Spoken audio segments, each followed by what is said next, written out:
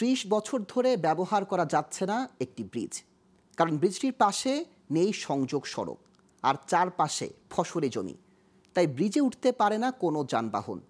3 দশক ধরে দুর্ভোগ পোহাচ্ছে আশপাশের 60 গ্রামের হাজারো মানুষ।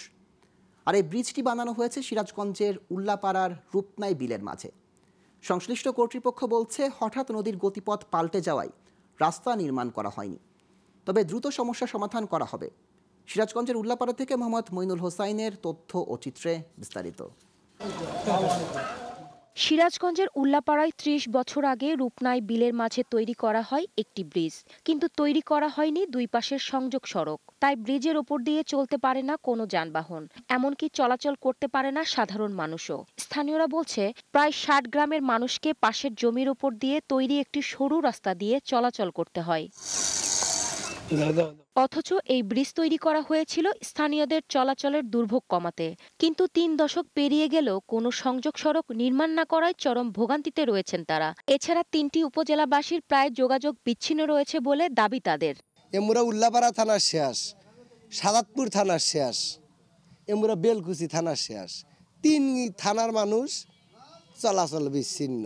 এখনো ব্রিজটা ওইরকম হয় নাই, যার কারণে এখনো লোকজন কাদা কুদা খসে যাওয়া আসা করে। গর্ভবতী মহিলা গাড়ি বা অনেক সময় হয়তো প্রসব বেদনা ওঠে, হাসপাতালে যাওয়া খুবই সমস্যা।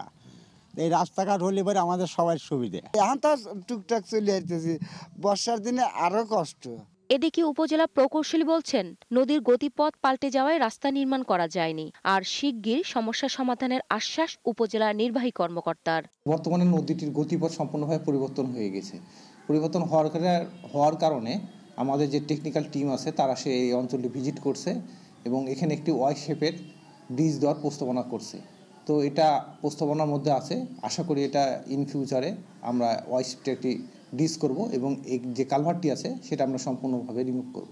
বিষয়টি নিয়ে দ্রুত পদক্ষেপ গ্রহণ করার জন্য সংশ্লিষ্ট দপ্তরে জানানো হয়েছে। আশা করি খুব শীঘ্রই এটা সমাধান হবে। শিগগির ব্রিজ দিয়ে যানবাহন চলাচলের ব্যবস্থা করবে সংশ্লিষ্ট কর্তৃপক্ষ, এমনটাই প্রত্যাশা উল্লাপাড়াবাসীর।